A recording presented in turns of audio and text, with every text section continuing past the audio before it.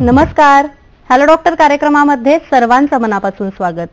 Hello doctor हा दूरदर्शन सह्याद्री वाहिनीचा आरोग्यविषयक विशेष कार्यक्रम आहे, ज्यामध्ये तुम्ही तुमच्या आरोग्य समस्यांविषयी किंवा आजारांविषयीचे तुमचे प्रश्न हे आमच्या तज्ञ डॉक्टरांना विचारू शकता, ते सुद्धा घरातून कुठेही न हलता फक्त फोनवरून. आजचा कार्यक्रम हा प्रायोजित कार्यक्रम आहे. विषय आहे पत्नीचे आरोग्य आणि आयुर्वेद. क्रांतीज्योती सावित्रीबाई फुले यांची आज पुण्यतिथी.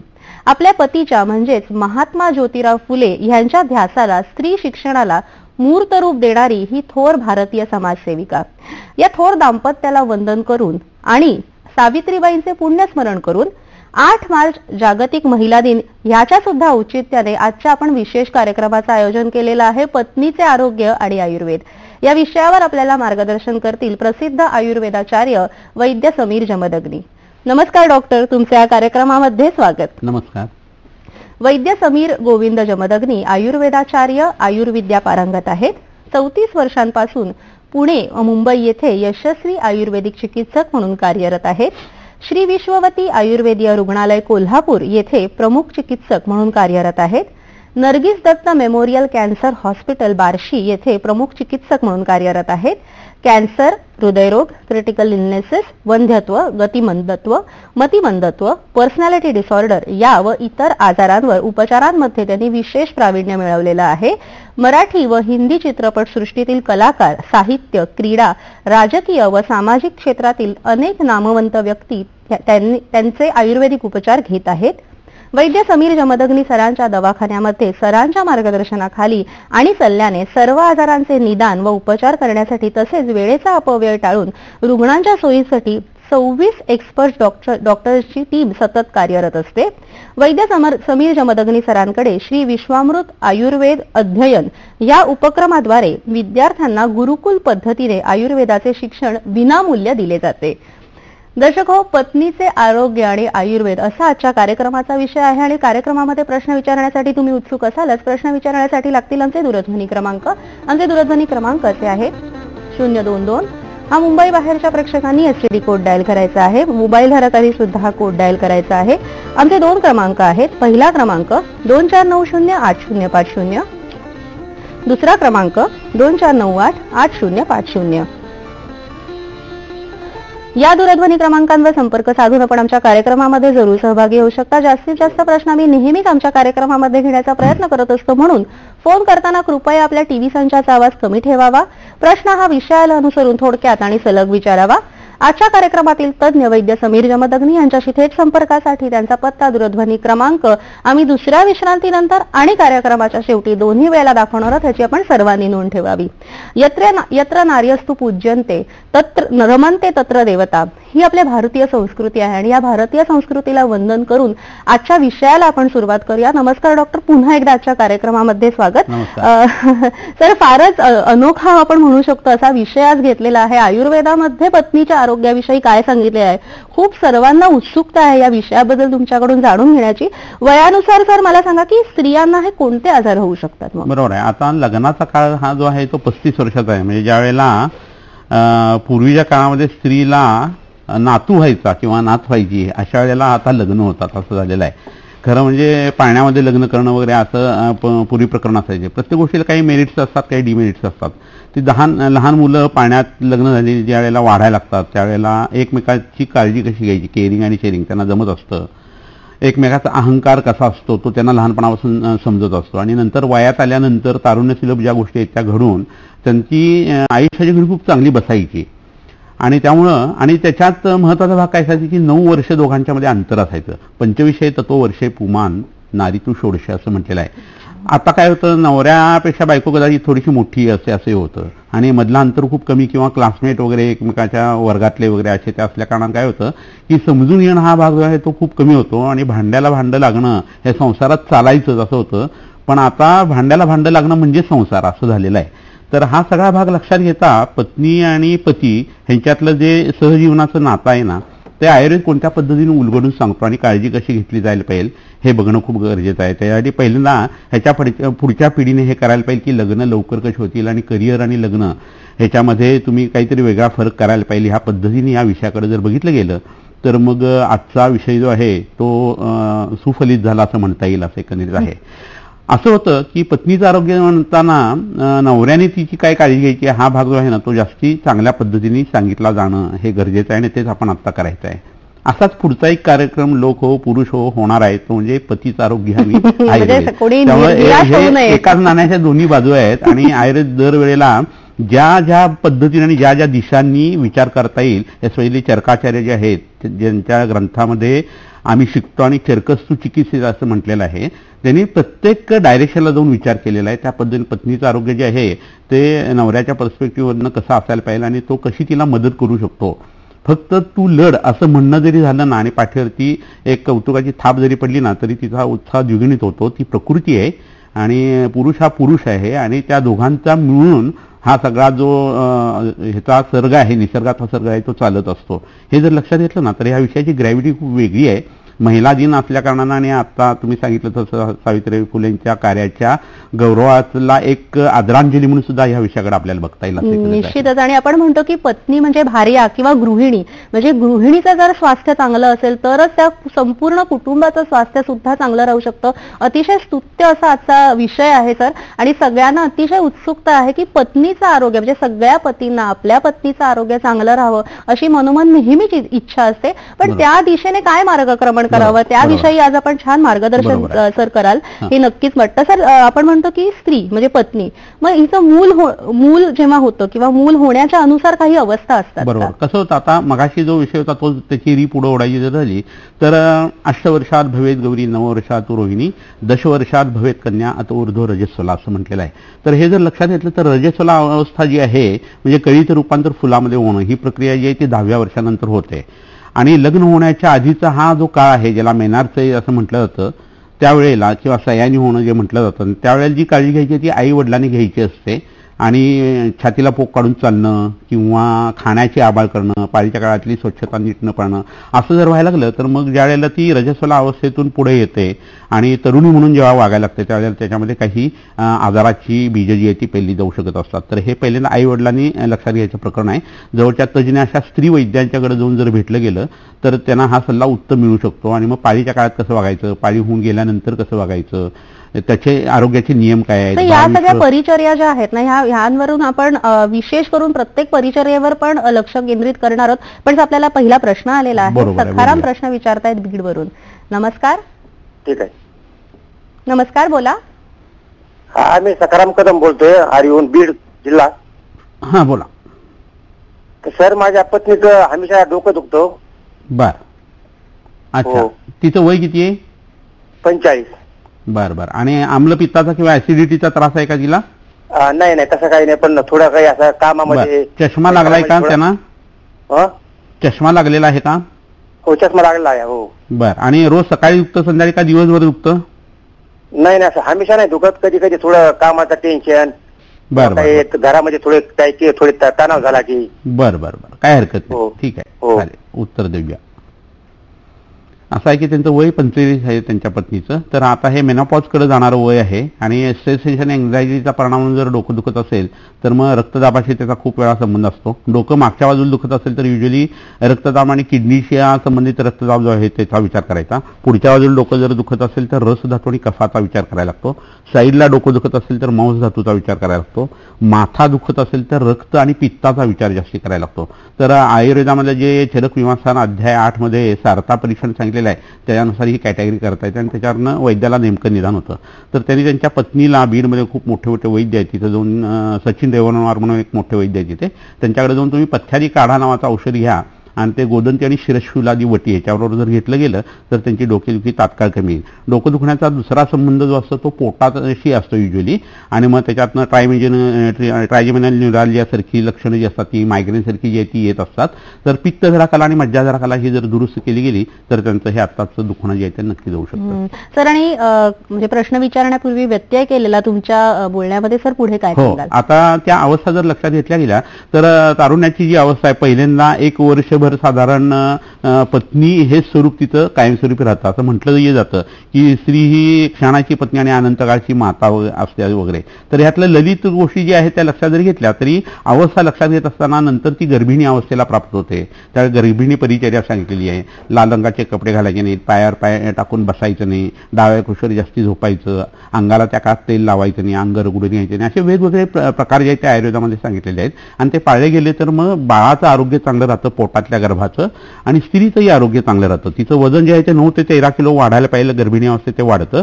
आणि एकदा बाळ जन्माला आल्यानंतर तिचं वजन झपाट्याने कमी यायला लागतं गर्भाचे शोधनाचे औषध दिली तर. तसं सुतिक अवस्था जी असते त्यावेळेला ती अंधाऱ्या आपण स्वच्छ खोलीमध्ये जर राहत असेल तर अंगार ती पाजण्याची प्रक्रिया चांगली होते, कारण ते नर्वस ऑपरेशन आहे. त्याला फोटोफोबिया म्हणजे प्रकाश सहन न होणं हे लक्षण असतं. आणि ते बाळ लहान असल्याकारणाने 4थ्या महिन्यापर्यंत त्याचे लॅक्रिमल ग्लँड सुद्धा व्यक्त झाले नसतात आणि पाणी सोडत नसतात. तर अशा वेळेला त्या मुलाला किंवा बाळाला जर अंधार असेल तर जास्त उपयोगी पडतं आणि मग अंगारचं दूध सुद्धा भरपूर येतं असं लक्षात येतं.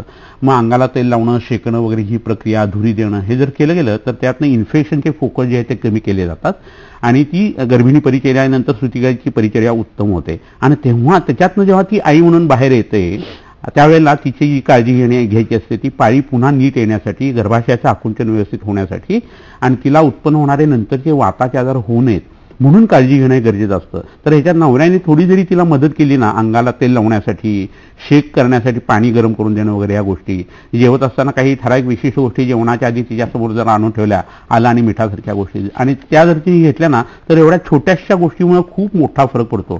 तुम्हाला माहिती आहे एवढी मोठी तिजोरी असते आणि एवढी छोटीशी किल्ली असते त्याची, पण एवढी मोठी तिजोरी उघडते की नाही. तसंच हे प्रकरण आहे. तिच्या सगळ्या आजारांचं आणि भावविश्वाचं जे तिजोरीचं कपाट आहे ना ते नवऱ्याच्या एका सल्ल्यानी आणि मदतीने खूप छान पद्धतीने उघडू शकतं आणि बंदही करता येऊ शकतं. निश्चितच. आपल्याला सर पुढचा प्रश्न आलेला आहे. समिता प्रश्न विचारतायत मुंबईवरून. हा बोला. हा डॉक्टर, मी शमिता किरतकर बोलते मुंबईवरून.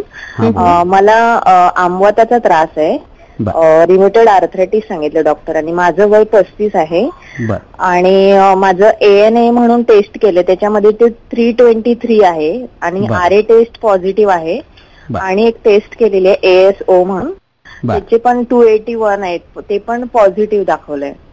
आणि मला हायपोथायरॉइड पण आहे. तर त्यामुळे मला ना आमवाताचा म्हणजे खूप त्रास होतो. हात, खांदे वगैरे खूप दुखतात, हात वरती करता येत नाही आणि खूप म्हणजे खूप त्रास होतो. म्हणजे ॲलोपॅथीची औषध 1 महिना घेतली पण त्याने पण काय मला असं फरक नाही जाणवला. तर काय करावं लागेल मला? शमिता, तुमच्या प्रश्नाला सर जरूर मार्गदर्शन करतील. मात्र कार्यक्रमात आता वेळ झालेली एका छोट्याशा विश्रांतीची. तुम्ही पाहत राहा कार्यक्रम हॅलो डॉक्टर.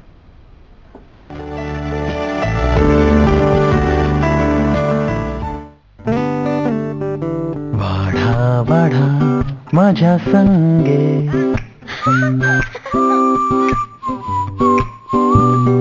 वाढा माझ्या संगे, वाढा.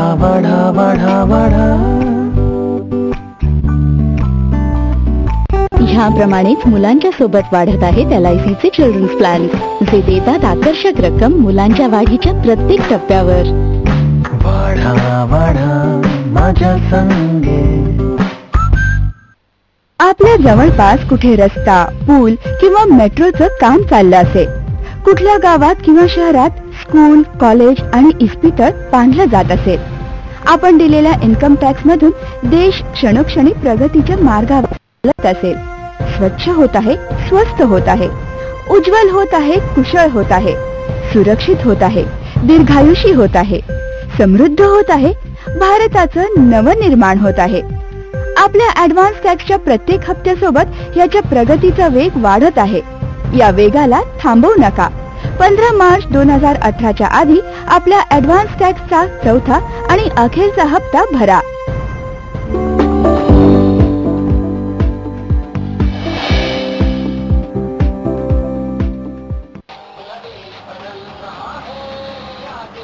नमस्ते काका। जीती रहो। आप तो शहर जाने वाले थे ना इलाज करवाने? बहू, शहर अब मेरे लिए दूर की बात हो गई। मैं कुछ समझी नहीं काका। गाड़ी आ गई। अपना ध्यान रखना काका। मुझे किडनी की बीमारी है। डॉक्टरों ने मुझे नियमित डायलिसिस की सलाह दी है और अटेंडेंट को साथ लेकर बड़े शहरों में प्राइवेट अस्पतालों के चक्कर लगाना और साल का लाखों रुपए का खर्च उठाना मेरी हैसियत में ना था। पर अब मेरे ही जिले के जिला अस्पताल में डायलिसिस की सभी सेवाएं दी जा रही हैं, और वो भी गरीबों के लिए तो बिल्कुल मुफ्त। प्रधानमंत्री राष्ट्रीय डायलिसिस कार्यक्रम के तहत सरकार देश भर के 500 से अधिक जिला अस्पतालों में हर गरीब जरूरतमंद को डायलिसिस की सुविधा मुफ्त उपलब्ध करवा रही है, जिसमें लाखों लोग अपना उपचार करवा रहे हैं। अब न रहा भारी खर्च का डर, न ही दूर का सफर, आसान हुई इलाज की डगर।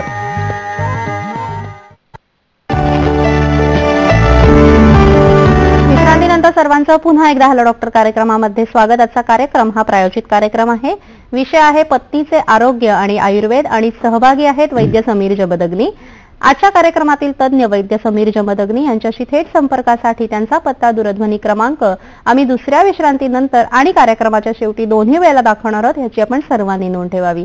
कार्यक्रमामध्ये वैद्य समीर जमदग्नी फक्त आपल्याला त्या विषयापुरता मार्गदर्शन करत नसतात, तर अनेक आरोग्य टिप्स सुद्धा देत असतात। आजची पहिली आरोग्य टिप काय आहे ते आपण पाहूया। चिंचेचा कोळ, मीठ न घातलेला अर्धा कप आणि मूठभर शेंगदाणे असे 4 रात्री रोज खाल्ल्यास मूळ व्याधीतील रक्त पडणे थांबते। पांगाराच्या सालीचा काढा 30 ml प्रमाणात रोज रात्री 1 ग्राम पिंपळमूळ चूर्णासहित घेतल्यास झोप चांगली येते आणि मनाचा थकवा जातो। विश्रांतीपूर्वी शमिता यांचा प्रश्न होता, सरांकडून आपण मार्गदर्शन घेऊया। सर काय सांगता? आताच्या टिपेमध्ये मूठभर शेंगदाणे जे म्हटलेत ना, ते कच्चे शेंगदाणे घ्यायचे बरं का, शिजलेले नाही, शिजवलेले किंवा भाजलेले घ्यायचे नाही, तेवढं मात्र बदल त्याच्यात करा। प्रश्न मगाचा जो होता त्याच्यामध्ये सांधेदुखीचा जो त्रास आहे तो त्यांचा जर पाहिला तर असं वाटतंय की लहानपणी आपण जी वेगवेगळी व्हॅक्सिनेशन घेतो त्याच्यामुळे हल्ली ऑटोइम्युन डिसऑर्डर बऱ्याचशा मोठ्या प्रमाणावरती आढळायला लागलेले आहे, तर त्याचा परिणाम म्हणून सुद्धा सांधेदुखी असू शकते। पाळीशी संबंधित त्रास असताना, स्थूलपणा असताना, आम्लपित्ताचा त्रास असेल, वातजे संग्रहणीसारखा आजार असेल, मूळव्याधीचा त्रास असेल तरी सुद्धा सांधेदुखी होते असं बघितलं जातं। 35 हे वय आता असं आहे की त्यावेळेला धड तरुणपण नाही, धड म्हातारपण नाही, अशी मधली अवस्था आहे ती। आणि यावेळेला युजली अंगारची आपण जे आईचे दूध पिलेलं आहे त्याचा टोला कमी झालेला असतो आणि मग शरीर जे आहे ते एजिंगला प्राप्त झालेलं असतं, आणि त्याच्यामुळे त्यांच्या शरीरामध्ये आणि रक्तामध्ये असे दोष आहेत असं दिसून येतं। तर हे करत असताना पहिल्यांदा काय व्हायला पाहिजे, तुमचा संधिवात हा कोणत्या पद्धतीचा आहे हे बघणं गरजेचं आहे। तो संधिवात आहे, आमवात आहे का, वात रक्त आहे का, चिकनगुन्या पूर्वी होऊन गेलाय त्याचा काही परिणाम आहे का, वात कफ ज्वर आहे का, चातुर्ती ज्वराचा परिणाम आहे, अशी त्याची अनेक कारणं असतात आणि त्याचे वेगवेगळे मूळ आजार वेगळे असू शकतात। ते जर लक्षात घेतले तर तुमचा संधिवात कशामुळे हे समजू शकेल। तुम्ही ज्या ब्लड केमिस्ट्रीच्या आत्ताचे रिपोर्ट सांगितले त्याचा आणि आयुर्वेदाचा फारसा काही संबंध नसतो। आयुर्वेद वेगळ्या पर्स्पेक्टिव्हमधून त्याचा विचार करत असतो आणि त्या टेस्ट जे आहे त्या कमी येण्यासाठी, नॉर्मल होण्यासाठी किंवा त्या नॉर्मल नसल्या तरी सुद्धा तुमचा आजार कमी आहे असंही होऊ शकत असतं। तर लहानपणी उंदीर किंवा विंचू चावलेला असेल, डास ढेकून पिसवाईंच्या तापातून सुद्धा असा संधिवाताचा प्रकार होऊ शकतो। तर हे होत असताना स्त्रियांच्या बाबतीत एक नक्की लक्षात घ्यायला लागतं, आता पत्नीचा विषय चाललेला असल्या कारणानं, की स्त्रियांच्या कोणत्याही आजाराच्या संप्राप्तीचा किंवा पॅथॉलॉजीचा रोग उत्पन्न होण्याचा मार्ग जो आहे तो तिच्या गर्भाशयावरूनच जात असतो। गर्भाशयाचं आरोग्य आणि स्तन्याशयाचं आरोग्य जर सुधारलं गेलं तर मग सगळेच आजार तिचे कमी येत असतात। त्यामुळे जवळच्या वैद्याला तुम्ही भेटा, तुमच्या रोगाचं निदान करून घ्या आणि मग आयुर्वेदामध्ये औषधांचा खजिना आहे अक्षरशः, आणि त्यातनं तुम्ही पूर्णतः बरी नक्की होऊ शकता। निश्चितच, आणि आयुर्वेदाचा खजिना तुमच्यासारखे जे वैद्य आहेत, अतिशय अनुभवी वैद्य, प्रत्येक जण अगदी आतुरतेने वाट पाहत असतो की सर आज कोणता खजिना आणि कोणता पेटारा उघडणार आहेत, आज कोणत्या वनस्पती आणल्यात। हो, आता काही वनस्पती मी तुम्हाला दाखवतो आणि त्यांची जी माहिती आहे ती आता आपण करू। निश्चितच, आज कोणत्या वनस्पती आणलेल्या आहेत त्या आपण पाहूया। स्त्रियांसाठी विशेष करून ह्या वनस्पती अतिशय उपयोगी आहेत, त्या आता आपण बघूया। इथे ज्या 3 वनस्पती आता मी ज्या धरलेल्या आहेत त्यातले हे पिवळसर दिसलेले हे जे पान दिसतंय पुढचं, तर हे पांगारा नावाची वनस्पती आहे। याला पारिभद्र असं सुद्धा म्हणतात आणि याच्या तपकिरी रंगाच्या अशा आकडीसारख्या शेंगा असतात आणि त्याचं बी चिंचोका जो असतो तो गोल वर्तुळाकार असा असतो आणि अतिशय कडक असतो। तर पांगाऱ्याच्या पानांचा रस जर पोटामध्ये घेतला ना तर मेंदूवरची याची शामक प्रक्रिया होऊन उत्तम पद्धतीची झोप लागते। ज्यांना सांधेदुखी आणि झोप येत नाही अशा लोकांना ह्याच्या सालीचा काढा किंवा पानांचा रस हा पोटामध्ये मधावर 2 वेळेला जर घेतला 20 ml तर अतिशय उत्कृष्ट फायदा होतो। ह्याच्या सालीचं तूप तयार करून ते जर पोटात घेतलं तर पाम आणि सोल सोऱ्यासिस जो आहे तो उत्तम पद्धतीने कमी येतो आणि हे अतिशय उत्कृष्ट असं औषध आहे. पूर्वीच्या काळी ह्या पांगाऱ्याच्या लाकडाचे ढोल वगैरे तयार केले जायचे, त्यासाठी वनस्पती वापरली जायची. ह्याची लाल आणि पांढऱ्या रंगाची फुलं अशा 2 पद्धतीचा पांगारा महाराष्ट्रामध्ये उपलब्ध आहे. आणि श्वेतप्रदर किंवा अंगारती पांढरं जाणं आणि रक्तप्रदर म्हणजे अंगारती खूप मोठ्या प्रमाणावरती जाणं असं ज्यावेळेला होतं त्यावेळेला पांगाऱ्याच्या फुलांचा वापर केला जातो. ही दुसरी पुन्हा 3 पानाची जी वनस्पती दिसते ही पलाश नावाची वनस्पती आहे. आणि पळस जो आहे हा ब्रह्मदेवाने पहिल्यांदा तयार केलेली वनस्पती, निर्माण केलेली वनस्पती या पद्धतीने बघितलं जातं. तर ह्याचा डिंक जो आहे तो अतिशय पौष्टिक आहे. स्त्रियांच्या कंबरदुखी, पाठदुखी ह्याच्यासाठी हा उत्कृष्ट उपयोगी पडतो. आणि या झाडाला चिरा दिला किंवा हे झाड दुखलं की त्यातनं तो चीक जो आहे तो बाहेर येतो आणि हा पोकळसर अशा पद्धतीचा असतो. तर हा डिंक जो आहे तो वापरणं खूप उपयोगी आहे. ह्याच्याबरोबर यांची फुलं जी आहेत ही वेदना स्थापक म्हणून सांगितलेली आहेत. आणि लघवीला ज्यावेळेला वेदना होत असतील किंवा कमी होत असेल किंवा थांबून होत असेल अशा वेळी या वनस्पतीचा फुलांचा रस जो आहे तो किंवा काढा जो आहे तो आपल्याला पोटात देता येत असतो. ह्याच्याबरोबर ही तिसरी वनस्पती जी आहे ती पुनर्नवा नावाची वनस्पती आहे. पुन्हा नवम याती इति पुनर्नवा असं म्हटलं जातं. दर पावसाळ्यात ही तयार होते नवीन आणि हिची मुळं जिवंत राहतात. ही वयस्थापन गणामध्ये सांगितलेली आहे. रोज जर ही वनस्पती खाली घेतली तर आपण म्हातारे होत नाही आणि स्त्रियांचं तारुण्य टिकून राहतं. शरीराला विसुषितपणा येत नाही, अवयव जिथल्या तिथं राहतात आणि मुलं उत्पन्न झाल्यानंतर पोटावरती वळ्या येणं किंवा शरीराचे भाग लोंबणं हा जो प्रकार आहे तो यांनी बिलकुल होत नाही. किडनी संबंधित अनेक आजार आहेत त्याच्यामध्ये आणि डोळ्याच्या आजारासाठी याची भाजी करून खाता येत असते. श्वेत पुनर्नवा आणि रक्त पुनर्नवा या दोन्ही वनस्पती ज्या आहेत ना त्या महाराष्ट्रामध्ये उपलब्ध आहेत आणि ह्या ओल्या तुमच्या परड्यात लावून सुद्धा तुम्ही रोज सेवन करू शकता. तुम्ही ही वनस्पती घेता आणि तुमची मैत्रीण घेत नाहीये आणि 3-4 वर्षांनी जर तुम्ही भेटलात ना तर तुम्ही म्हातारे झालेले नसता आणि तुमची मैत्रीण जी आहे ती थोडीशी म्हातारी दिसायला लागते. तर या दोघींनी जर औषध घेतलं गेलं तर दोघी तरुण होऊ शकतात असं हे वनस्पतीचं औषध आहे. तारुण्य पण टिकवणारी पुनर्नवा, नावच किती सुंदर आहे. पुन्हा नवीन जीवन देणारी ही पुनर्नवा आहे. सर आपल्याला प्रश्न आलेला आहे. दत्ता प्रश्न विचारतायत लातूरवरून. नमस्कार, बोला. नमस्कार. नमस्कार. हा बोला. मी हातूरून लातूरून बोलतोय. हा बोला. माझ्या पत्नीचं मणकं दुखतंय, मणकं पाठीचं. बर. तर त्यांचं वजन जास्त आहे का? कमीच होत नाही सर. काय दवाखाने बघितलं, सर्व वजन बघितलं. त्यांचं वजन जास्त आहे का? हो. वजन जास्त आहे? हो. नाही वजन नाही, नॉर्मल आहे वजन. बरं. आणि रोज दुखतो का? सकाळ संध्याकाळी सतत चालू असतं? झोपते वेळेची दुखतंय आणि दररोज असं फिरवता येत नाही. बरं. आणि काय ताप येतो का त्यांना? नाही ताप नसतो, नुसतं दुखावा असतो. हो. बरं, ठीक आहे, काय हरकत नाही. तर आता ओव्हरऑल त्यांचं पाठीच्या मणक्याचं दुखणं बघता पाठीच्या मणक्याच्या दुखण्याच्या बाबतीत गंमतशीर गोष्ट अशी आहे की फक्त विश्रांती 15-20 दिवस जरी घेतली, कडक आसनात झोपलं, तेल लावून शेकलं ना तरी वातदोष कमी येतो आणि हे दुखणं कमी येतं. 2च गोष्टीमुळे दुखवू शकतं कुठेही. एक म्हणजे शूलम नास्ती विना वातात, म्हणजे वात वाढला तरच वेदना असतात आणि दूषित रक्तामुळे वेदना होते असं आयुर्वेदाचं म्हणणं आहे. तर दूषित रक्त शुद्ध करण्यासाठी विरेचन आणि रक्तमुक्षण किंवा जळवा लावणं हा प्रकार करता येतो आणि सारीवादी हिमासारखी औषधं रक्त प्रसारण करणाऱ्याशी घेता येतात. यकृताचं आरोग्य सुधारून सुद्धा ही गोष्ट घडू शकते. आणि वातासाठी अंगाला तेल लावणं, पोटामध्ये तेल किंवा तूप घेणं औषधी आणि त्यावर बस्ती करणं या जर गोष्टी त्यांनी केल्या तर ह्या तक्रारी त्यांच्या पटकन कमी येतील. आणि कामाचं स्वरूप वगैरे लक्षात घेऊन सुद्धा सल्ला जर दिला गेला तर पाठदुखी इतके दिवस राहील नाही पाहिजे. सर आणि एक अतिशय नोंद करण्यासारखी गोष्ट म्हणजे आपल्या पुरोगामी महाराष्ट्रात पती प्रश्न विचारतायत पत्नींच्या आरोग्याविषयी. हेच आपल्या कार्यक्रमाच्या यशाचं सुद्धा गमक आहे सर. तर तुम्ही सुतिका परिचर्या सांगितली, गर्भिणी परिचर्या सांगितली, ह्याच्यामध्ये वनस्पती कोणत्या वापरायच्या हे सांगितलं.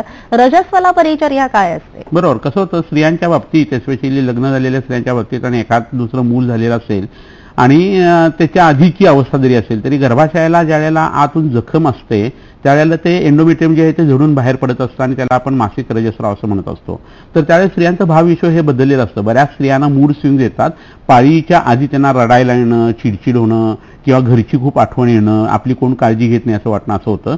आणि साधारण ऋतुमती अवस्था जी असते म्हणजे पाळी येऊन गेल्यानंतर 6 ते 7 दिवस तिचे बरे जातात आणि नंतर ओव्ह्युलेशनच्या वेळेला पुन्हा बॉडी टेम्परेचर जे असतं ते 1 डिग्रीने वाढत असतं.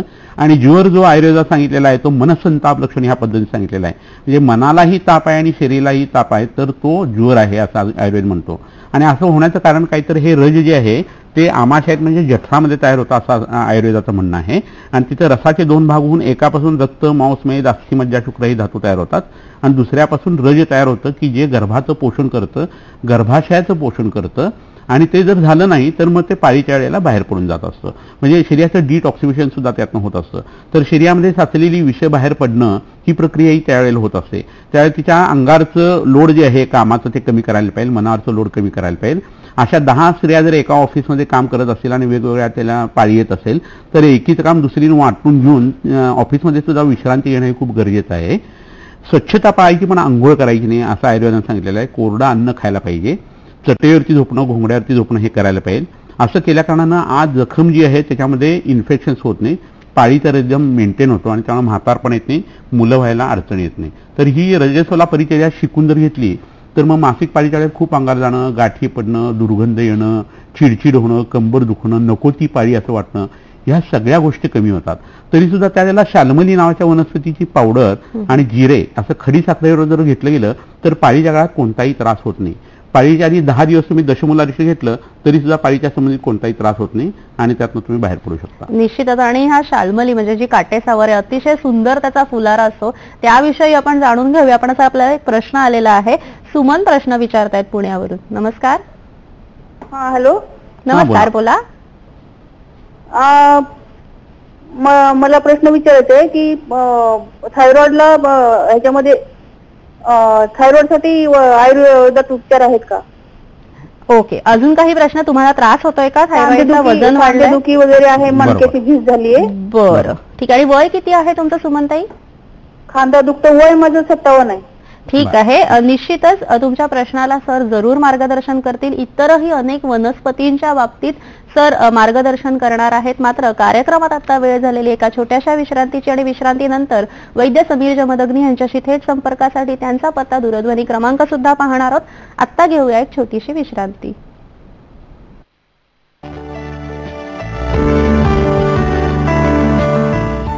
आपल्या जवळपास कुठे रस्ता, पूल किंवा मेट्रोचं काम चाललं असेल, कुठल्या गावात किंवा शहरात स्कूल, कॉलेज आणि इस्पितळ बांधलं जात असेल, आपण दिलेल्या इन्कम टॅक्स मधून देश क्षणोक्षणी प्रगतीच्या मार्गावर चालत असेल, स्वच्छ होत आहे, स्वस्त होत आहे, उज्ज्वल होत आहे, कुशळ होत आहे, सुरक्षित होत आहे, दीर्घायुषी होत आहे, समृद्ध होत आहे, भारताचं नवनिर्माण होत आहे. आपल्या ऍडव्हान्स टॅक्सच्या प्रत्येक हप्त्यासोबत याच्या प्रगतीचा वेग वाढत आहे. या वेगाला थांबवू नका. 15 मार्च 2018च्या आधी आपल्या ऍडव्हान्स टॅक्सचा चौथा आणि अखेरचा हप्ता भरा.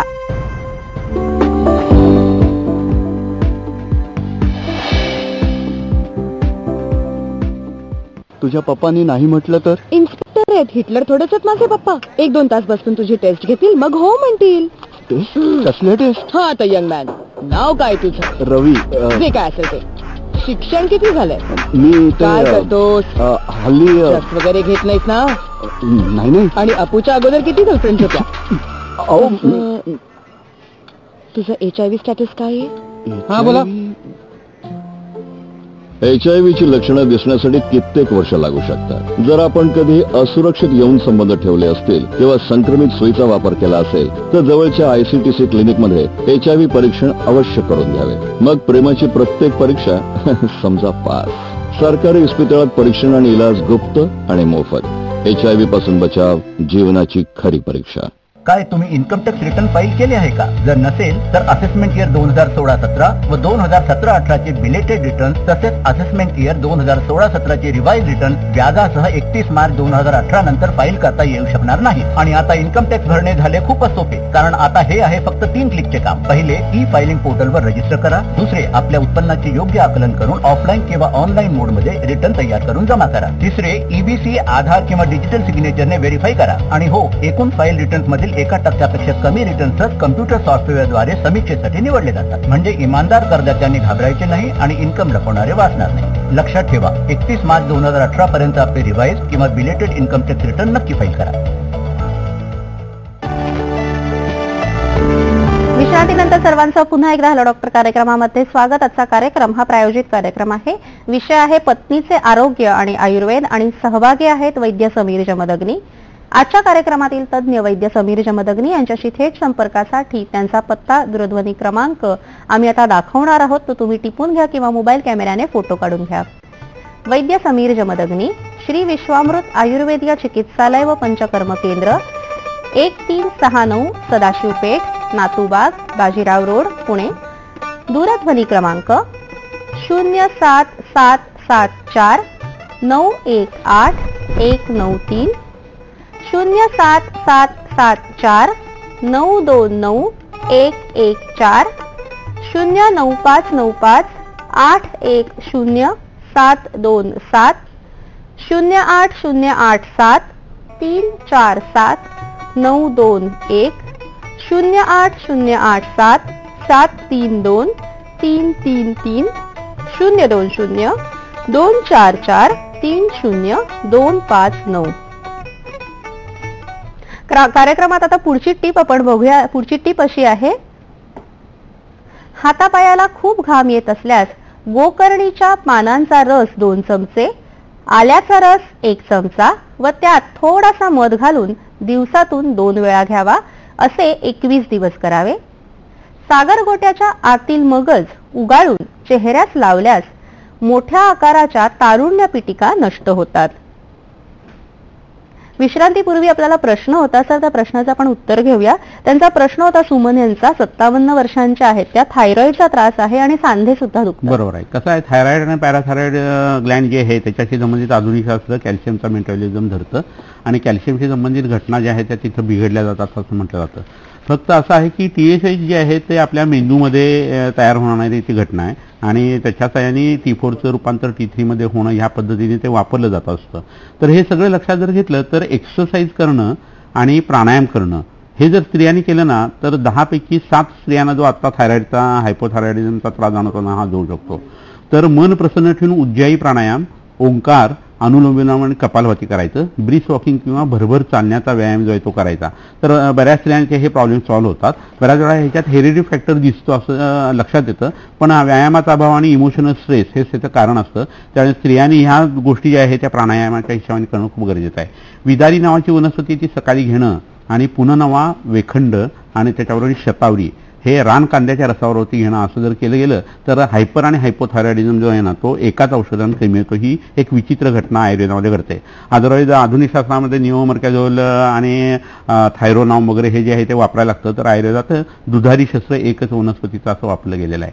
तर हे जर केलं गेलं तर त्यांचा संधिवाताचा त्रास जो आहे ना तो सुद्धा उत्तम पद्धतीने कमी होऊ शकतो. मुंबईतल्या एका पेशंटने विचारलेलं होतं, त्यांना सुद्धा हेच उत्तर थायरॉइडच्या हिशोबाने मागाशी द्यायचं राहिलेलं होतं. तर हा उत्तरार्ध त्यांनी लक्षात घेणं गरजेचं आहे. निश्चितच. आणि सर तुम्ही सर्व परिचर्या सांगितल्या आणि तुम्ही एक फार महत्वाचं सांगितलं की पतीने त्यांच्या भावविश्वाला कधीतरी ओळखून एखादा शब्द जरी फार चांगला सांगितला तरी त्यांचा दिवस अतिशय छान जातो. कारण त्यांच्या विविध अवस्था असतात, इस्ट्रोजन हॉर्मोन सगळ्या वर खाली होत असतात. पण ह्याची सर्वात जास्त गरज केव्हा लागते सर, तेव्हा रजोनिवृत्ती काल येतो. तर हा जो रजोनिवृत्ती काल आहे ना याविषयी काय मार्गदर्शन करा? कसं होतं, लिम्बिक सिस्टीम नावाचा जो मेंदूतला भाग आहे ना ज्याला इमोशनल ब्रेन असं म्हटलं जातं, ते स्त्रियांच्या बाबतीत जरासा जास्ती सेन्सिटिव्ह प्रकरण असतं आणि त्यामुळे स्त्रियांच्या बाबतीत वेगवेगळी लक्षणं जी आहेत ती पुरुषांच्या पेक्षा वेगळी असतात. आणि अनध्यवसाय नावाचा एक जो भाग आहे तो सुद्धा त्याच्याशी संबंधित आहे असं म्हटलं जातं आणि दिसतं सुद्धा व्यवहारामध्ये तसं. तर हे लक्षात घेतलं तर मग मेनोपॉज हा पूर्वीच्या स्त्रियांना का नसायचा किंवा दिसायचा नाही, तर एकत्र कुटुंब असायचं आणि केअरिंग आणि शेअरिंग व्हायचं. ती केव्हा मोठी झाली, तिचं लग्न केव्हा झालं, तिला मुलं बाळा केव्हा झाली आणि ती आजी केव्हा झाली हे सुद्धा समजायचं नाही, असा तो काळ होता. पण आता तसं होत नाही आणि शिवाशिव हा प्रकार तर आता राहिलेलाच नाहीये. त्यामुळे रजस्वला परिचर्या चांगली झाली, सुतिका परिचर्या, गर्भिणी परिचर्या चांगली झाली तर युजली मेनोपॉजचा त्रास होत नाही असं लक्षात येतं. आणि तरी सुद्धा जर तुम्हाला तो होऊ नये असं वाटत असेल तर ह्या तिन्ही परिचर्या तुम्ही व्यवस्थित करा. आणि पाळी जात असताना काही विविक्षित औषध असतात, वातदोषाच्या हिशोबाने बस्ती करणं, रसायन चिकित्सा घेणं, अंगाला तेल लावणं, नस्य नावाचा प्रकार असतो, नासा ही शिरसोद्वारम असं म्हटलेलं आहे. डोक्यात शिरण्याचा मार्ग जो आहे ना तो नाक आहे आणि त्याच्या खालोखाल डाव्या कानातनं आपण मेंदूकडे जाऊ शकतो. तर हे जर लक्षात घेतलं तर नाकात टाकलेलं औषध जे आहे ते मेंदूला व्यवस्थित चांगल्या पद्धतीचा इम्पल्स देत असतं आणि ते जर दिलं गेला तर मग एखादा अवयव आजारी पडलेला असेल तर त्याचं आरोग्य कसं सुधारायचं हा इम्पल्स आला तर मग तो उत्तम पद्धतीने आलेल्या औषधाचं ग्रहण करतो आणि त्यामुळे तो अवयव जो आहे तो बरा होत असतो. हे जर लक्षात घेतलं तर गर्भाशयाच्या हिशोबाने रसायन चिकित्सा मगाशी जी सांगितली ती केली गेली तर स्त्रियांचं भावविश्व जे आहे ते खूप मोठ्या प्रमाणावरती ढवळून निघत नाही.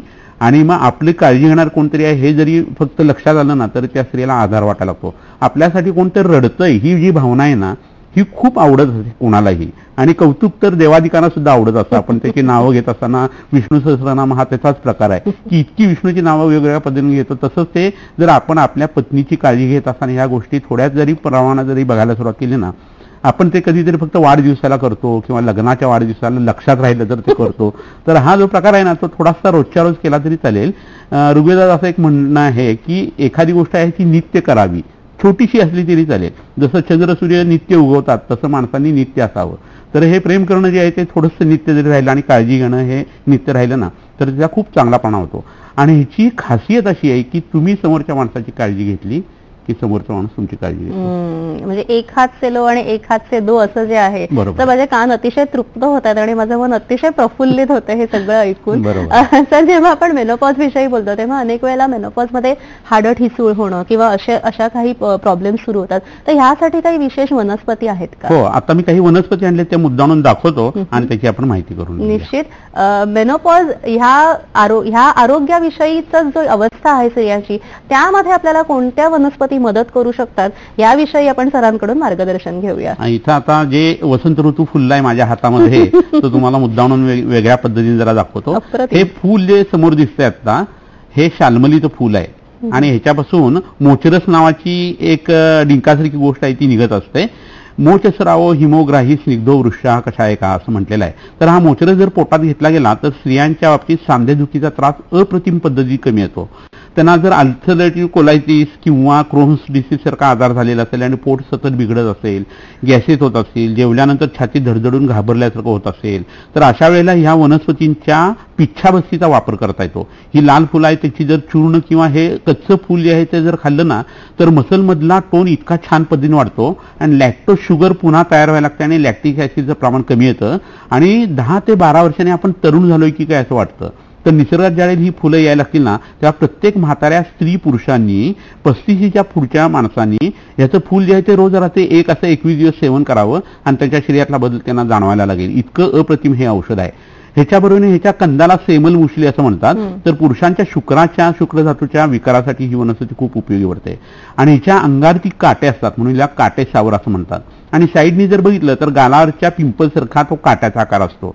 तर पुरुषोम लोकसंहिता या सिद्धांतानुसार तो काटा काढायचा आणि उगाळून साहण्यावरती तो लावायचा कुठं त्या पिंपल्सवरती, तर ते पिंपल्स बसून जातात आणि पुन्हा तिथं येत नाहीत. तर हा एक प्रयोग करून बघण्यासारखा आहे. आता ही दुसरी वनस्पती इथं जी दिसते आहे हा सीतेचा अशोक म्हणून अशोका वनस्पती ही समोर आणलेली आहे. ह्याची फुलं आणि तो गुच्छही तुम्हाला सुंदर असा दिसेल. ह्याच्यामध्ये हा जो आहे तो बराचसा पिवळसर पोपटी आहे. लाल भडक अशा पद्धतीचा सुद्धा अशोक मिळतो आणि काही वेळेला पांढरा अशोक सुद्धा बघितला गेलेला आहे. तर ह्याची पानं तुम्ही बघून घ्या. उंच वाढणारा जो बॉम्बे प्रेसिडेन्सीचा अशोक आहे त्याचा उपयोग नाही आहे, याला सीतेचा अशोक असं म्हणतात. आणि ही वनस्पती स्त्रियांना आता दाखवण्याचं एक महत्वाचं कारण आपण लावलेल्या झाडाला जर फुलं येत नसेल ना तर कवी कल्पना तुम्हाला वाटेल, परंतु स्त्रियांनी जर ह्या वनस्पतीला लाथ मारली पत्नीनी जर लाथ मारली तर हा फुलतो असं म्हटलं जातं. कालिदासाच्या आहे ह्याच्यामध्ये आहे. तर ह्याच्यात होतं काय, त्या झाडाच्या खोडाला धक्का लागला आणि मुळं हल्ली ना की त्यांचं काम जे आहे ऍसेंट ऑफ सॅपचं चांगलं होतं आणि त्यामुळे ही गोष्ट घडते. पुरुषांनी लाथ मारता येईल पण कदाचित ते झाड त्यांनी मरू शकेल म्हणून त्यांनी मारायची नाही. हा दुसरा जो पुढचा भाग आहे तो जर लक्षात घेतला तर तो तुम्हाला सगळ्यांना माहित असलेला शेवगा आहे आणि शेवग्याची पांढरी फुलंही तुम्हाला दिसत आहेत पहा. तर ती करणे म्हणून सांगलेली आहेत म्हणजे कानासाठी हितकारक आहेत.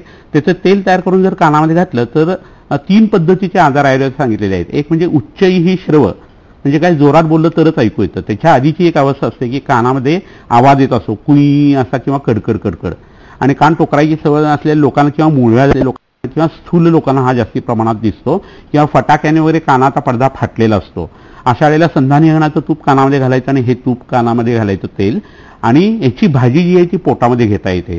तर बाधिरे सुद्धा यांनी चांगल्या पद्धतीने कमी होतं. ह्या पानांचा रस जर पोटामध्ये घेतला ना तर स्त्रियांना होणारा संधिवात, आमवात आणि वात रक्त याच्या वेदना तत्क्षणी कमी येतात. जसं आळूचं फदफदं तयार केलं जातं ना, तसं ह्याच्या पानांचं फदफदं तयार करता येतं. ह्या पानांना शिजवून किंवा परतून सुद्धा त्याची भाजी करता येते. शिजवून करत असताना त्यात ओले शेंगदाणे किंवा हरभऱ्याची डाळ किंवा सोलाना घालायचा आणि ज्यावेळेला पातळ भाजी करायची असते त्यावेळेला मेथीच्या पातळ भाजीसारखी ती करायची. तर ही भाजी जी आहे ती अनेक आजारांसाठी पथ्यकर म्हणून सांगितलेली आहे. पक्षवाताच्या लोकांना, अर्धांगवायूच्या लोकांना ह्याचा खूप उपयोग होतो आणि मगाशी सांगितलं तसं संधिवाताच्या स्त्रियांना ह्याचा खूप उपयोग होतो. स्थूलपणा यांनी वाढत नाही. आणि दुसरी याची एक खासियत म्हणजे ह्या वनस्पतीच्या सालीचा काढा तयार करायचा आणि त्यावर गंधक रसायन हे औषध घेतलं तर लोकांना खूप ढेकरा येत असतात. अंगावरती दाब पडला की ढेकर येत असते. म्हणजे हे लोक जर गर्दीतनं जायला लागले ना तर त्यांचा हॉर्न सतत वाजत राहतो. तर अशा लोकांनी हा काढा जर 2 वेळा अशा पद्धतीने 1 आठवडा घेतला ना तर त्यांच्या ढेकरा किंवा उद्गार बाहुल्य किंवा ऊर्ध्ववात हा पूर्णतः नष्ट होतो. ही वनस्पती शेवटची इथे जी दिसतीये ही अश्वगंधा नावाची वनस्पती आहे आणि या वनस्पतीची खासियत अशी की ह्याच्या पानांचा रस पोटामध्ये जर घेतला तर माणूस बारीक होतो, स्त्रिया बारीक होतात. आणि सालीचं किंवा मुळाचं चूर्ण जर पोटामध्ये घेतलं तर कृश स्त्रिया ज्या आहेत त्या स्थूल व्हायला सुरुवात होते, त्यांचं वजन वाढतं. झोप उत्तम पद्धतीने घ्यायला लागते आणि जीवनी असं हे औषध असल्या कारणानं आपल्याला आजारपणामध्ये ज्या वेळेला खूप भीती वाटायला लागते, एस्पेशली म्हाताऱ्या लोकांना आणि ज्यांना मॅलिग्नन्सी या कॅन्सर आहे अशा वेळेला शतावरी, अश्वगंधा, केशर आणि चंदन ह्याच्यावर बाभळीचा डिंक परतून घेऊन जर पोटात घेतलं ना तर ह्याच्या एवढं दुसरं जीवनीय औषध नाही.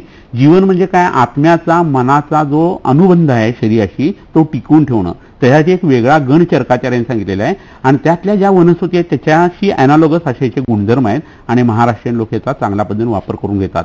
स्त्रियांसाठी हे एक वरदान असलेली वनस्पती आहे, त्यांनी याचा वापर करून घ्यायला पाहिजे. निश्चित. म्हणजे शेकट्याच्या शेंगासारखी बारीक कसं राहायचं ह्याचं रहस्य सरांनी आता उलगडून दाखवलेलं आहे. निश्चितच सर्व पत्नींना आणि स्त्रियांना ह्याचा नक्कीच उपयोग होईल. स्त्रियांचा आहार विहार कसा असावा याविषयी सुद्धा सरांकडून जाणून घेऊया. मात्र कार्यक्रमात आता वेळ झालेली एका छोट्याशा विश्रांतीची. तुम्ही कुठेही जाऊ नका, पाहत रहा कार्यक्रम हॅलो डॉक्टर.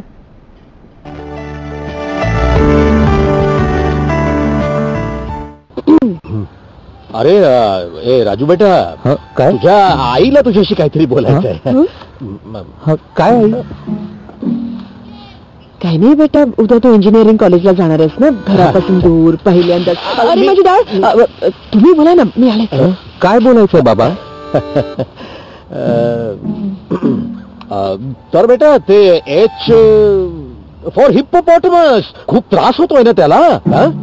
मुलांची एच फॉर HIV बद्दल मोकळ्या मनाने बोलणे कोणत्याही परीक्षेपेक्षा कमी नाही. पण त्यांना असुरक्षित यौन संबंध आणि संक्रमित सोयीपासून वाचण्याचा सल्ला तर दिला पाहिजे.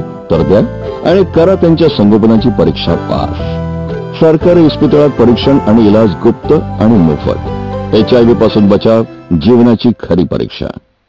काय तुम्ही इन्कम टॅक्स रिटर्न फाईल केले आहे का? जर नसेल तर असेसमेंट इयर 2016-17 व 2017-18 चे बिलेटेड रिटर्न तसेच असेसमेंट इयर 2016-17 चे रिवाइज रिटर्न व्याजासह 31 मार्च 2018 नंतर फाईल करता येऊ शकणार नाही. आणि आता इन्कम टॅक्स भरणे झाले खूपच सोपे, कारण आता हे आहे फक्त 3 क्लिकचे काम. पहिले, ई फायलिंग पोर्टलवर रजिस्टर करा. दुसरे, आपल्या उत्पन्नाचे योग्य आकलन करून ऑफलाईन किंवा ऑनलाईन मोडमध्ये रिटर्न तयार करून जमा करा. तिसरे, EBC, आधार किंवा डिजिटल सिग्नेचरने व्हेरीफाय करा. आणि हो, एकूण फाईल रिटर्न मधील 1% कमी रिटर्न्स कम्प्युटर सॉफ्टवेअरद्वारे समीक्षेसाठी निवडले जातात. म्हणजे इमानदार करदात्यांनी घाबरायचे नाही आणि इन्कम लपवणारे वाचणार नाही. लक्षात ठेवा, 31 मार्च 2018 पर्यंत आपले रिवाइज किंवा बिलेटेड इन्कम टॅक्स रिटर्न नक्की फाईल करा.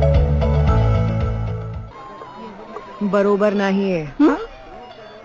हा, अजूनही उघड्यावर शौच. चूक आहे. हा, चूक आहे. एकत्र येऊन आवाज उठवाल तर गावकऱ्यांना ही सवय बदलावी लागेल. जेव्हा सगळ्या बोलतील नारी तेव्हा ऐकेल दुनिया सारी. जेव्हा सगळ्या बोलतील नारी तेव्हा ऐकेल दुनिया सारी. दरवाजा बंद तर आजार बंद. तुम्ही आपलं डोकं चालवाल, लोटावाल्यांना समजवाल, शौचालयाची बाट दाखवाल. दरवाजा बंद तर आजार बंद. गाव उघड्यावरल्या शौचाची सवय बदलेल. मग कुणी नाही आजारी पडणार जेव्हा दरवाजा बंद तर आजार बंद. तुम्ही सुद्धा शौचालयाचा वापर करा आणि भारत स्वच्छ बनवा. मॅडम, कारण दरवाजा बंद तर आजार बंद.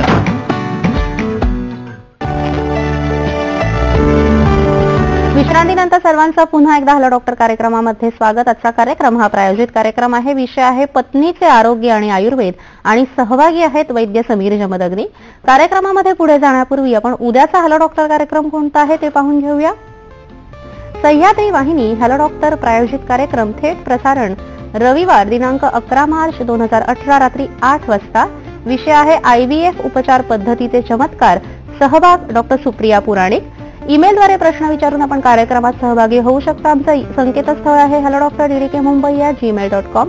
कार्यक्रम सुरू होण्यापूर्वी जर तुमचे प्रश्न आले तरच आम्ही त्यांचा समावेश कार्यक्रमादरम्यान करू शकतो. अन्यथा तुमच्या प्रश्नांना ईमेलद्वारे उत्तर द्यायचा निश्चित प्रयत्न करतो. सर, इतका छान आज विषय रंगलेला आहे आणि इतक्या तुम्ही विविध प्रकारच्या वनस्पतींचे सुद्धा उपयोग सांगितलेत.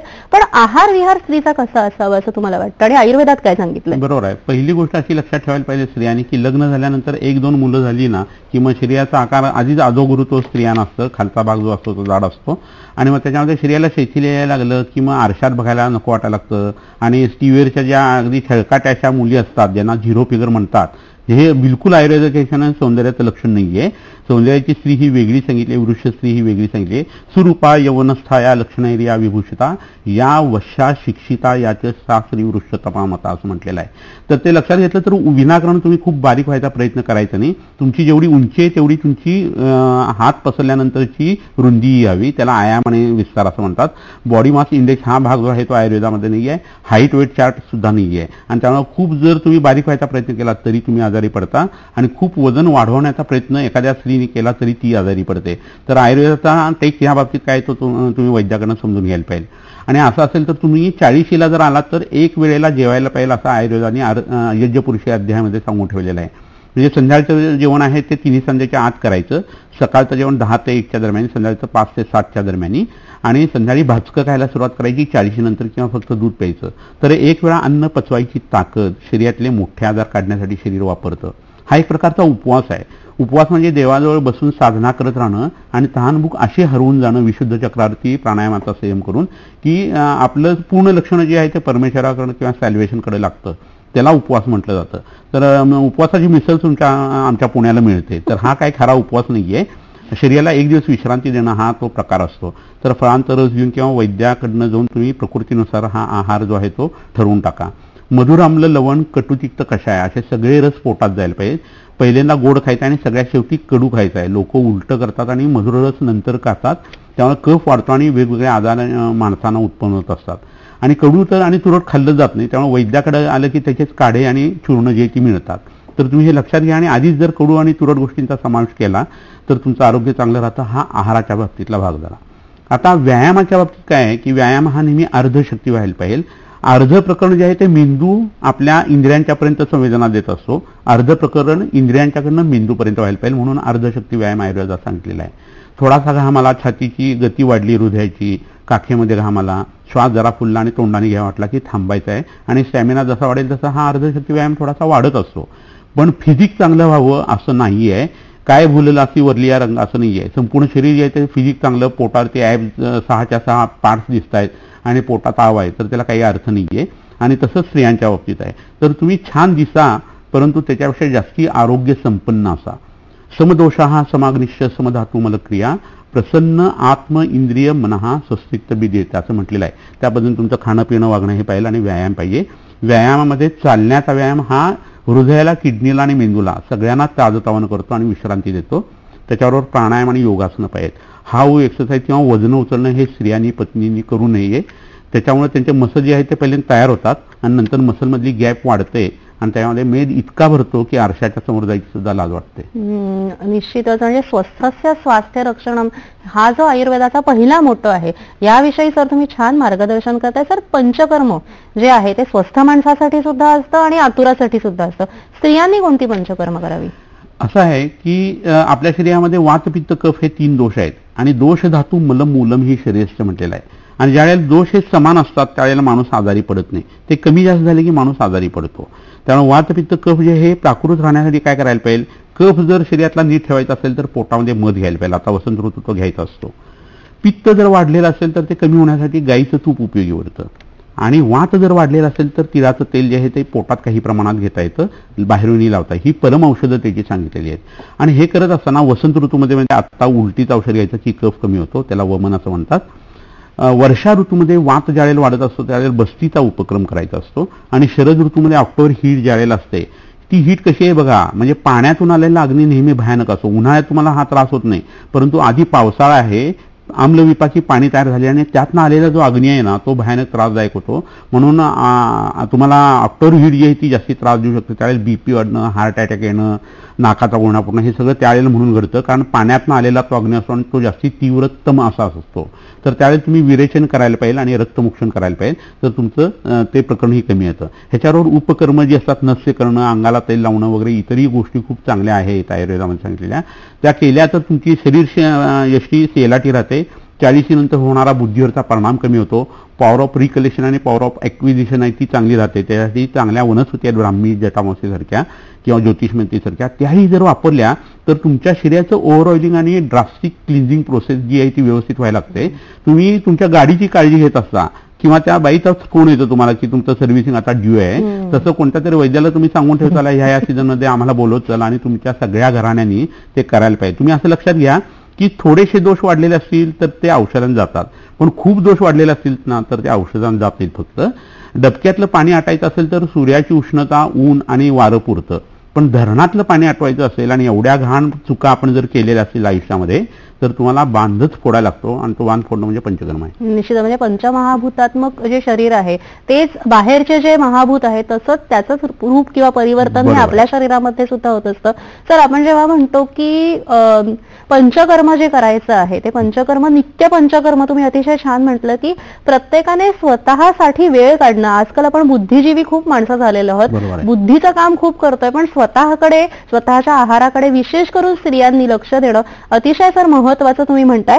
सर, जेव्हा आपण म्हणतो की पंचकर्म करायचंय किंवा काही आयुवर्धनासाठी आपण करत असतो, त्याचा एक दुसरा भाग असतो तारुण्य टिकवणं. आज अशी कोणतीही स्त्री नाहीये की जिला असं वाटत नाही की मी सुंदर दिसावं, मी तरुण राहावं.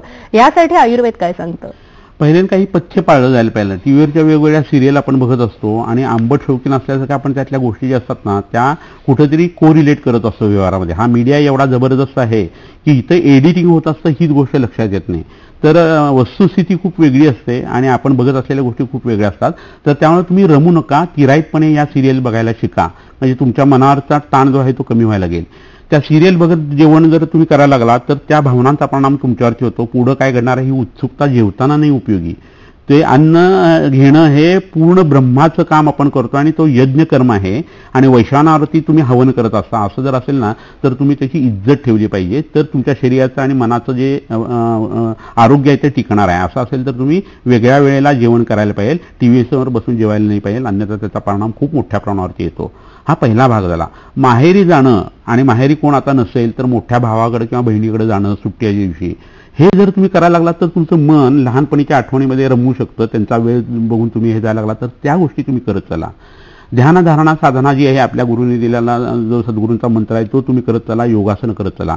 अशी पुस्तकं वाचा की ज्याच्यात मनशांती मिळेल, अशा गोष्टी करायला पाहिजे. आपण स्ट्रेस आणि टेन्शन खूप वाढून घेतोय, व्यवधान आपली वाढलेली आहे, त्यामुळे धांदरटपणा वाढलेला आहे आणि काय करायचं हे समजत नाही आणि आयुष्याचं एम 60 उलटले तरी लोकांचं ठरत नाही असं होतं. तर हे फारसं योग्य नाही आहे. किती कोणत्या गोष्टीत अडकायचं हे ठरवायला पाहिजे आणि रात्री पडल्यानंतर झोप येईल असे उद्योग करायला पाहिजे. आणि हे जर करायला लागला तर तुमचं हे सगळं भावविश्व जे आहे ते बदलायला लागेल. मनाचं पहिले ना मनामध्ये कोणत्याही आजाराची जी ब्ल्यू प्रिंट आहे ती तयार होते आणि मग त्याचं रिप्लिकेशन शरीरात येतं, हे तुम्ही लक्षात ठेवा. शरीर चांगलं केलं तर पुन्हा मन चांगलं होतं, म्हणून सात्विक अन्न खात चला. भांडं तापवलं तर आतलं पाणी तापतं, तसं शरीर जर उपतप्त झालं तर तुमचं मन बिघडतं. हे लक्षात ठेवून तुम्ही योगशास्त्र आणि आयुर्वेद याचा विचार करायला पाहिजे. हे भारतीय लोकांचे श्वास आहेत. निश्चितच आपण जेव्हा म्हणतो की वीकेंड पार्टी मूड आजकाल झालेला आहे, तर फक्त नेत्रसुख न घेता मनाच्या सुखासाठी आज मनाच्या श्लोकांसारखं जे मनाची सायकोलॉजी सांगितलेली आहे, थोडंसं वाचन जर वाढवलं आपण मनाच्या आरोग्यासाठी तर ते निश्चितच फायद्याचं आहे. सर, आपला आरोग्य सल्ला आजचा काय आहे? दर्शको, आजचा आरोग्य सल्ला आपण पाहूया. पत्नीचे आरोग्य आणि आयुर्वेद आरोग्य सल्ला. 40 नंतर स्त्रियांनी रात्रीची झोप व जेवण ह्यात किमान 3 तास अंतर ठेवावं व शक्यतो भाजके अन्न संध्याकाळी खावे, त्यामुळे मोठे आजारपण येत नाही. पाळीच्या आधी 10 दिवस दशमूलारिष्ट किंवा देवदारव्यारिष्ट घेतल्यास पाळीच्या वेळी उत्पन्न होणारे त्रास म्हणजेच गाठी पडणं किंवा पोट कंबर दुखणं इत्यादी होत नाही. ओव्ह्युलेशनच्या काळात किंवा पाळीच्या काळात चिडचिड होत असल्यास जटामांशी चूर्ण 1 ग्राम व सारस्वतारिष्ट 4 चमचे दररोज रात्री पोटात घ्यावे. तहान लागली असताना माफक गरम पाणी पिणे, दररोज पायी चालणे, 12 सूर्यनमस्कार, कपालभाती आणि ओंकार जप, दररोज सकाळी भाताची पेज पिणे, जमिनीवर मांडी घालून बसून स्वयंपाक करणे, खाणे पिणे यामुळे स्त्रिया स्थूल होत नाही, त्यांचा उत्साह टिकून राहतो आणि सांध्यांचे विकार सहसा होत नाहीत. आजच्या कार्यक्रमातील तज्ञ वैद्य समीर जमदग्नी यांच्याशी थेट संपर्कासाठी त्यांचा पत्ता, दूरध्वनी क्रमांक आम्ही आता दाखवणार आहोत, तो तुम्ही टिपून घ्या किंवा मोबाईल कॅमेराने फोटो काढून घ्या. वैद्य समीर जमदग्नी, श्री विश्वामृत आयुर्वेदीय चिकित्सालय व पंचकर्म केंद्र, 1369 सदाशिव पेठ, नातूबाग, बाजीराव रोड, पुणे. दूरध्वनी क्रमांक 07774 918 193, 07774 929 114, 09595 810 727, 08087 347 921, 08087 732 333, 020 244 30259. हा कार्यक्रम अतिशय लोकप्रिय झालेला आहे असं मला नक्कीच वाटतं. हा पुन्हा तुम्हाला बघायचा असेल कार्यक्रम तर पुन्हा प्रक्षेपणाची वेळ नोंदवून घ्या. पुन्हा प्रक्षेपण होणार आहे. हॅलो डॉक्टर प्रायोजित कार्यक्रम पुन्हा प्रसारण शनिवार दिनांक 17 मार्च 2018 मध्यरात्री 12:30 वाजता आणि मंगळवार दिनांक 20 मार्च 2018 सकाळी 11:30 वाजता. आजचा कार्यक्रम तुम्हाला कसा वाटला हे जाणून घेण्याची सुद्धा आम्हाला उत्सुकता आहे. याशिवाय ज्या डॉक्टर्सना आमच्या कार्यक्रमात प्रायोजित कार्यक्रम करायचा असेल त्यांनी आम्हाला जरूर संपर्क साधावा. आमचा पत्ता आहे निर्माता हॅलो डॉक्टर, दूरदर्शन केंद्र, वरळी, मुंबई 400030. ईमेलद्वारे आम्हाला संपर्क साधू शकता. आमचा ईमेल आहे hellodoctor@ddkmumbai@gmail.com. www.facebook.com/ddsahyadri.in वर तुम्ही याच्या कॉमेंट्स पाठवू शकता. youtube.com/user/ddsahyadri वर हाच कार्यक्रम तुम्ही पुन्हा बघू शकता. विविध आयामांवर आपण आता विचार करतोय. जसं तुम्ही मगाशी उपवासाविषयी बोलला तर मला थोडक्यात सांगा की लंघन आणि उपवासातला फरक काय आहे आणि स्त्रियांसाठी कसा उपयोग करायचा. बरोबर, आठवड्यातून एकदा लंघन करावं आणि त्यात फलाहार घेणं किंवा फक्त दुग्धार घेणं किंवा फक्त पाणी पिणं एवढं आपण करू शकत असतो. आणि आपल्या कामाचं नियोजन जे आहे ना ते आपण जर एक आठवड्याचं आधीच केलं, कुठं गेल्यानंतर काय खरेदी करायची हे ठरवून ठेवलं, कोणती भाजी करायची हे ठरवून ठेवलं तर आपला वेळ जो आहे तो कमी लागतो आणि त्याच्यात खूप चांगल्या पद्धतीने तुम्ही मुलांना सुद्धा इन्व्हॉल्व करू शकता. मुलांनाही तो स्वयंपाक शिकणं ही एक प्रक्रिया होऊ शकते. तुमच्या अंगावरचं लोड त्यांनी कमी होऊ शकतं. तर हा सगळा विचार करून आपण आपलं नियोजन जे आहे ते वागण्याचं, दिनचर्येचं आणि ऋतुचर्याचं करायला पाहिजे. तर स्त्रियांना फारशी आजारपणं येत नाहीत आणि ह्याच्यामध्ये नवऱ्याची इन्व्हॉल्वमेंट थोडी जरी आली ना तरी तिचं करिअरही चांगलं होतं आणि त्याच्याबरोबर आपला संसार जो आहे तो सुद्धा उत्तम मार्गी लागतो. निश्चितच करिअर आणि आपलं गृहिणी म्हणजे घर अशा दोघांचंही संतुलन साधणारी ही जी स्त्री आहे तर तिला तुम्ही संदेश काय देऊ इच्छिता. असं आहे की आपण जे काम करायचं ते आपण करत राहायचं आहे. इतरांची मदतीची अपेक्षा तुम्ही करू नका, परंतु तुम्ही करत राहिलेल्या कामाचं कुठंतरी एक दुसरं कोणतरी दखल घेतं ह्या पद्धतीने जर नवऱ्याने त्याच्यात तिला सहाय्य करायचं ठरवलं तर तिचा उत्साह द्विगुणित वाढतो आणि नवऱ्याचंही आरोग्य चांगलं राहतं, मुलांचंही आरोग्य चांगलं राहतं, त्या स्त्रीचंही आरोग्य चांगलं राहतं आणि मग संसाराची मजा जी आहे ना जी 40 नंतर येते ती चांगल्या पद्धतीने यायला. निश्चितच पतीचं माहित नाही पण आमच्या कार्यक्रमाद्वारे आज जे सरांनी मार्गदर्शन केलेलं आहे त्याच्याने निश्चितच सर्व पत्नींचा, माझं सुद्धा अतिशय चांगलं मार्गदर्शन झालेलं आहे आणि अतिशय सुंदर आम्हाला दिलासा मिळालेला आहे. धन्यवाद सर. आज हा वेगळा विषय, अगदी नाविन्यपूर्ण विषय हॅलो डॉक्टर मध्ये घेतल्यासाठी आमच्या दर्शकांतर्फे, आमच्या पूर्ण हॅलो डॉक्टरच्या टीमतर्फे तुमचे मनपूर्वक आभार. नमस्कार.